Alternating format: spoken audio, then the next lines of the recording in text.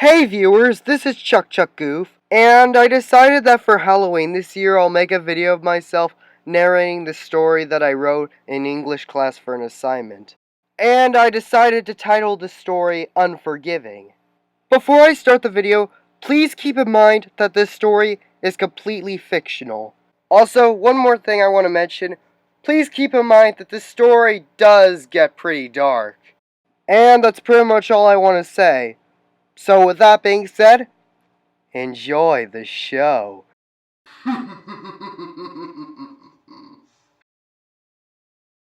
It's been 2 years since the incident between Robert and me. I still haven't forgotten about it to this very day. I'd rather not tell you what happened, but ever since then, there's been this hatred that plagues my heart. One day, I decided to go hunting to take my mind off of the whole incident, until my phone started to ring. I got my phone out of my pocket, and on the other end was my friend Robert. "Hello, Darren, it's Robert. I'm calling you because I wanted to ask you if I could stay with you for a little while. There's been a terrible fire in our house, and it's going to take a while before the house is repaired." I still didn't forgive Robert for the incident, but at the same time, I tried to hold in my rage and maintain my friendship with Robert. So I went into my car to go pick up Robert, his wife, and his 2 sons. When I arrived, Robert greeted me.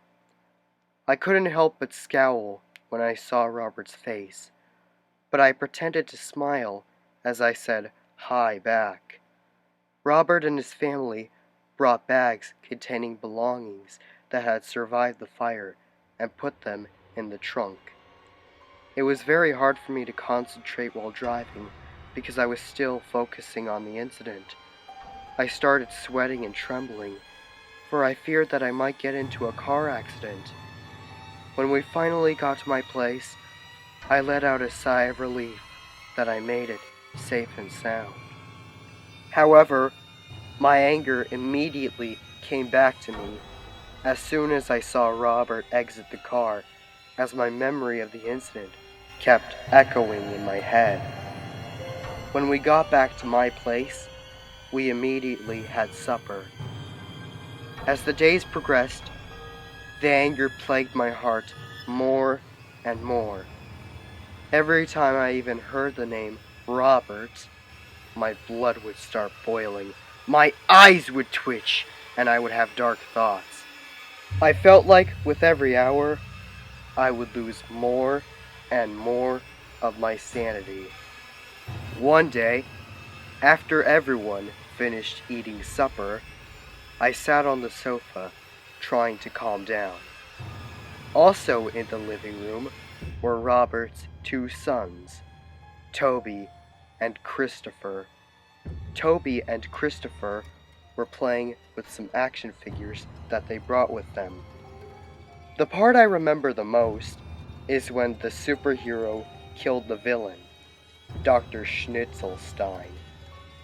Toby said, "I shall avenge my family by bringing justice onto you, Dr. Schnitzelstein." Christopher said, "You will never stop me. My plan is almost complete, and soon I shall take over the world." Christopher and Toby then started to make sounds with their mouths to simulate punching, kicking, etc. Finally, Toby makes a gunshot sound, and Christopher drops his action figure on the floor as Toby says, "Finally, I have avenged you, my family." Watching Toby and Christopher playing with their action figures gave me an idea, which is now something that I would never forgive myself for. The very next day, the usual happened for the most part. However, once everyone went to sleep, I went to my closet and grabbed my hunting shotgun. I went inside the room in which Robert and his wife were sleeping, and I aimed the shotgun right at Robert.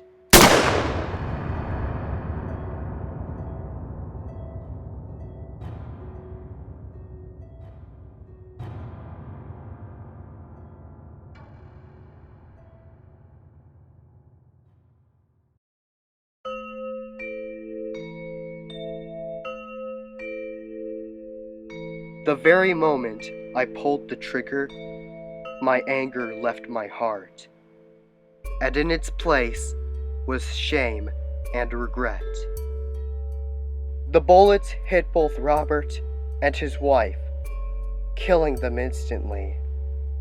This moment would go on to haunt me much more than the incident with Robert ever could. As I started trembling uncontrollably, I dropped the gun on the floor. Not only did I kill someone whom I was friends with for a very long time, but his sons would also be traumatized if they were to hear what happened.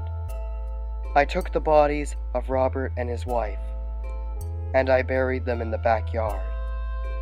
I decided to watch TV in order to get my mind off of my mistake, but there was just no way.